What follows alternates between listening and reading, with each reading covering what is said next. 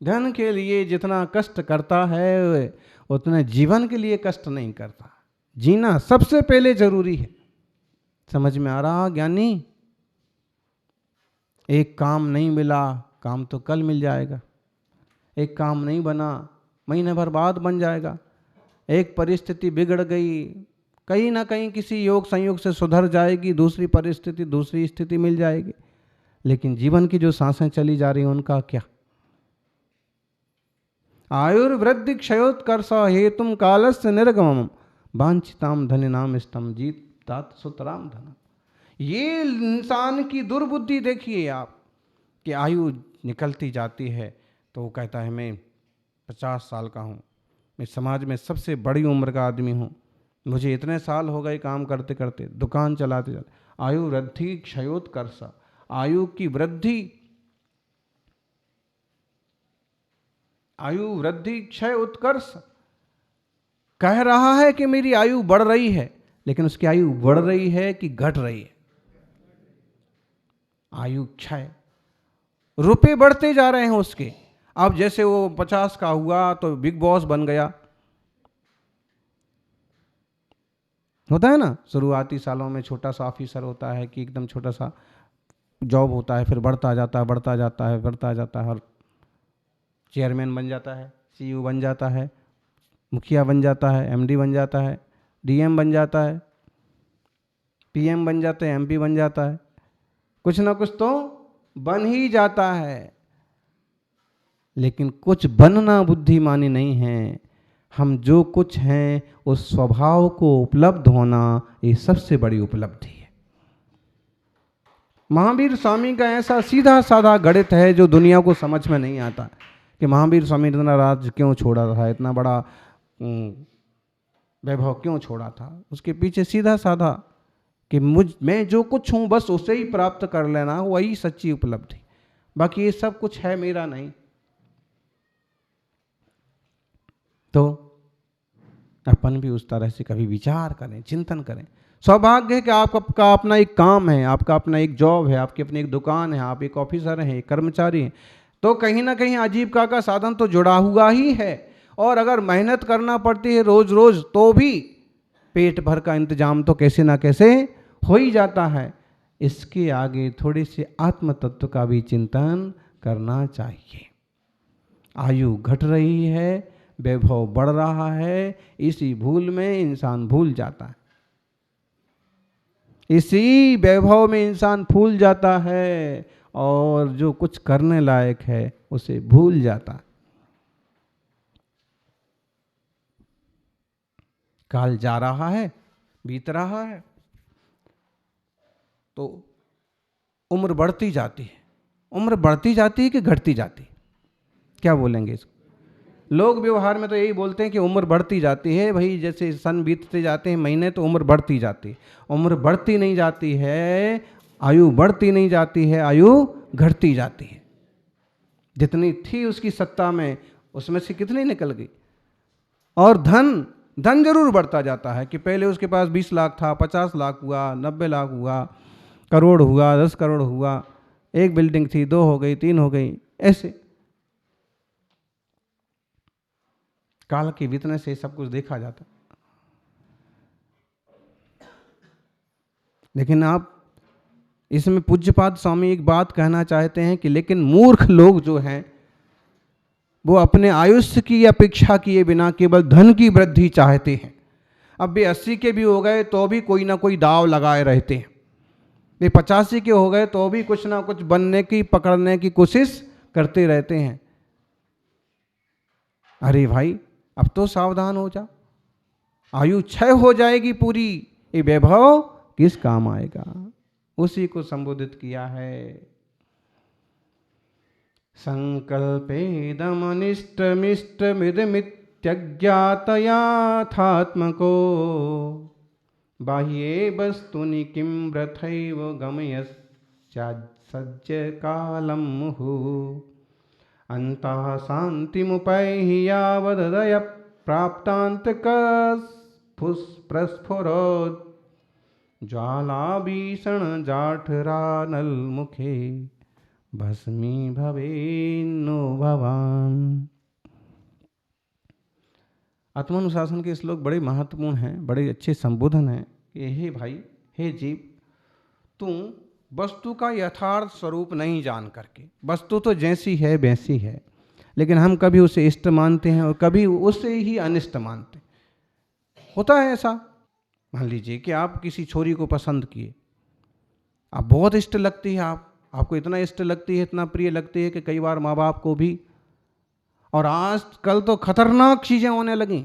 छोरियाँ भी अगर किसी छोरे को पसंद कर लिया है, कि उसे आजकल प्यार बोलते ना, और उसमें अगर माँ बाप भी आड़े आते हैं तो जेल में ठूंस दें कहो, और कहो बस चले तो। ऐसी भी छोरियाँ होती हैं, वैसे तो अच्छी होती हैं लेकिन ऐसी भी होती हैं। अब ये क्या है, इसने उसको इष्ट समझा, इतना प्यार करता है ये छोकरा, इतना व्यवस्था करता है, हर माँ बाप तो कोई तो पूछते नहीं। अब उसके बाद देखिए कि उसको जैसे ये सब उसने करा करके अब उसके चक्कर में लग गई। मान लीजिए कि मंदिर में जाके, कि कोर्ट में जाके और शादी वगैरह कर ली, और फिर उसके बाद उसका चिट्ठा मालूम पड़ा कि तो लव जिहाद के मामले में फंस गए हम। मालूम पड़ा कि ये तो एकदम व्यसनी है। मालूम पड़ा कि मेरे जैसे 4 को और पहले इसने कबाड़ा कर रखा है।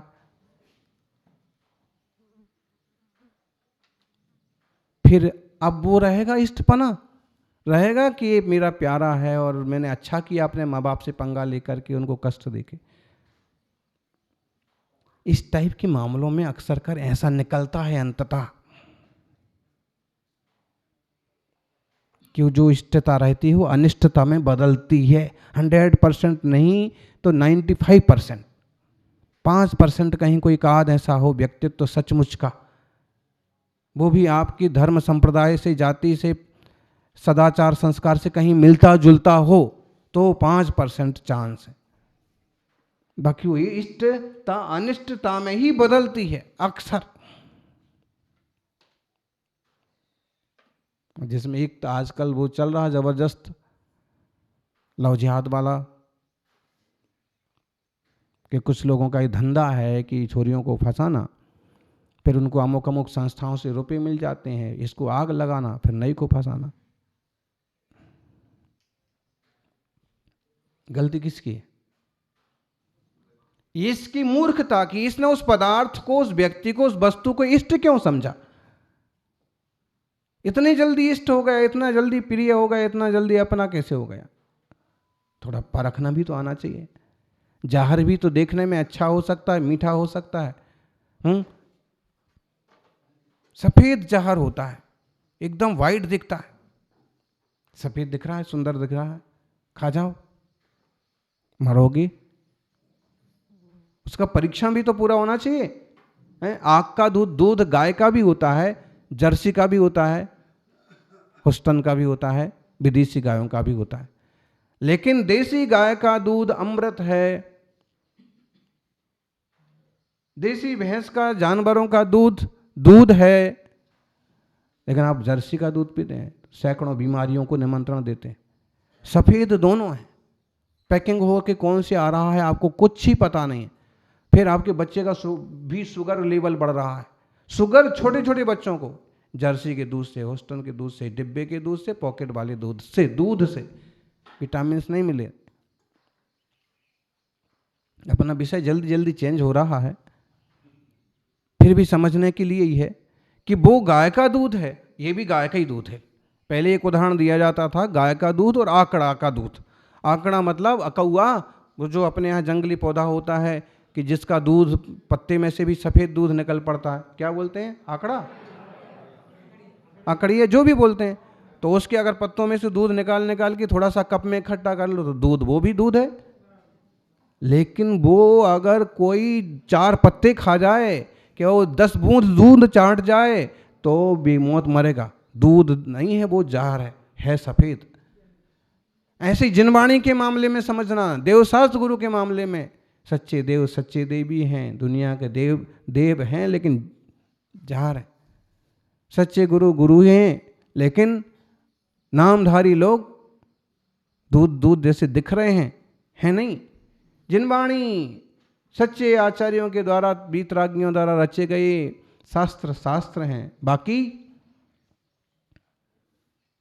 तो हमने वो आंकड़ा वाला दूध का उदाहरण लेने की वजह हमने लिया जर्सी गाय वगैरह का दूध, कि अभी जो बच्चों की दशा हो रही है ना, उसमें एक कारण ये भी है। इससे अच्छा दूध नहीं। अब बचेंगे किस किस से? फलों की भी हाल बेहाल है। पकाने के लिए 95% जो है फलों में जहर डाला जाता है, मिलाया जाता है, जहर में डुबोया जाता है, और उसमें कुछ ना कुछ जहर का अंश आता ही है, और 6 घंटे में पक के तैयार हो जाता है। वैसे घर में पहले पकाए जाते थे फल, लेकिन किसी में 4 दिन लगते थे, किसी में 8 दिन, भाई अभी और रखा रहने दो। किसी को पत्ते के अंदर रखना होता था, किसी को गेहूं के अंदर रखना होता था, किसी को कपड़े में दबा दिया जाता था, और फिर वो अपना निखर के सुगंध के साथ मीठे फल कभी कभी पेड़ के पके हुए मिलते थे। अब सीधा जहर में डुबाओ, 4, 6, 8 घंटे में, 10 घंटे में। ऐसे ही फसलों का हो गया, बीजों का हो गया। तो भी सावधानी रखना चाहिए हर मामले में, आचार विचार की शुद्धि के लिए भी, और कम से कम बाजारू खान पान से तो बचना ही चाहिए। तो हम ये कह रहे थे कि अगर कोई व्यक्ति वह दूध को, आंकड़े के दूध को, जहर को अगर इष्ट मान ले, तो क्या वो इष्ट है? उसको चाहिए था कि परीक्षण करता कि रियल दूध है क्या, इसमें वैसे विटामिन हैं क्या, इसका वैसी गाय का है क्या, फिर पीता। आपने इंसान को जरा भी नहीं परखा और उसके पिछलग्गू बन गए। मालूम पड़ा कि ये तो खतरनाक आदमी है, बाद में मालूम पड़ा अब कुछ नहीं कर सकते, और छूट के भागना भी मुश्किल होता। कई बार ऐसी दोस्ती माथे पड़ जाती है कि ना जीते बनता है और ना।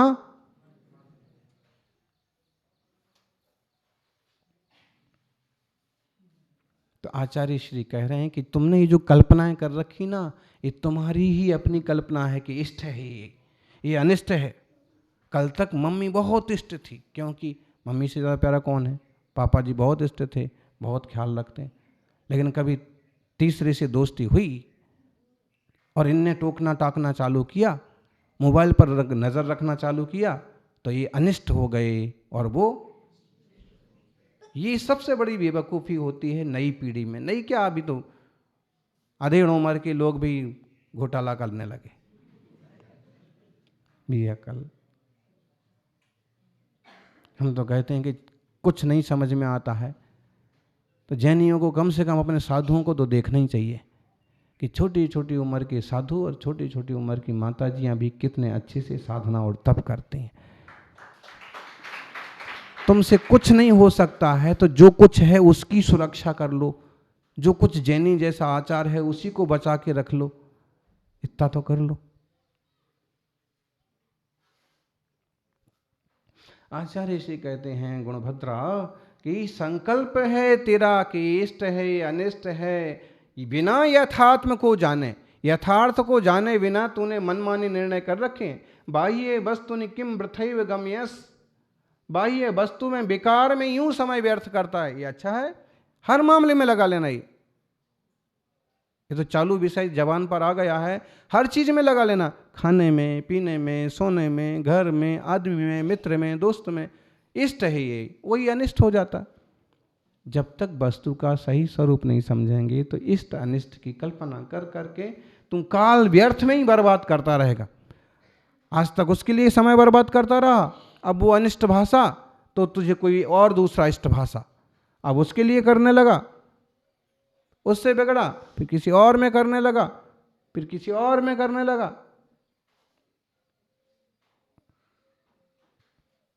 ऐसे समय बर्बाद करता है।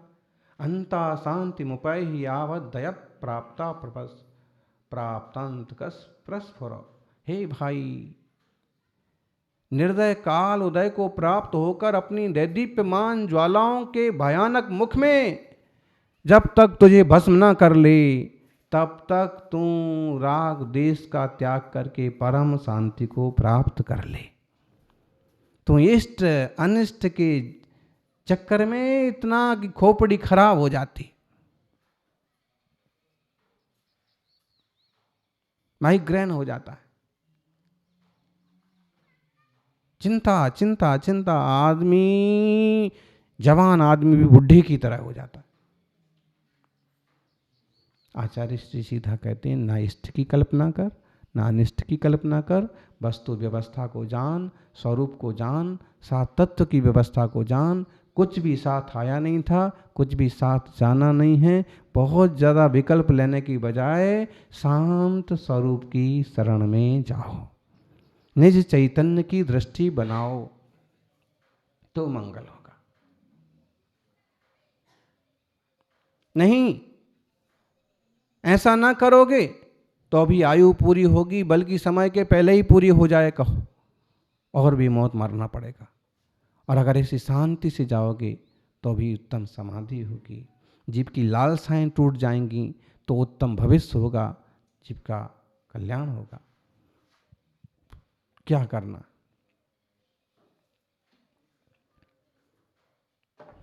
समय को व्यर्थ बर्बाद करना है कि कभी थोड़ा सा धर्म ध्यान की दृष्टि बनाना? उस तरफ जाने में बहुत आसानी लगती है। इष्ट अनिष्ट की कल्पना करना और उन्हीं चीज़ों में अपना दिमाग उलझाना बहुत आसान है।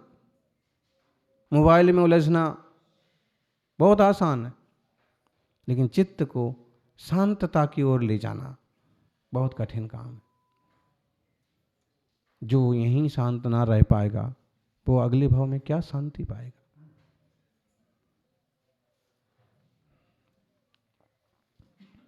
इसलिए इस वीतरागता के मार्ग को अपन सब समझें। तीर्थंकरों ने जो मार्ग अपनाया उस मार्ग पर चलें।